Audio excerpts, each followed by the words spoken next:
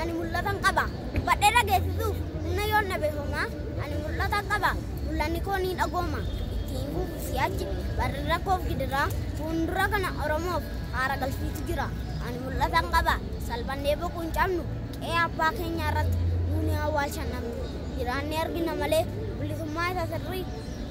dhalli keenya jeefamnaan rasaasan ittiin du'eef hin gaafatamnu birri ani mul'ata argeera yaadduftu yaadeessu si'achi gadi baatee reeffannoo kennan teessi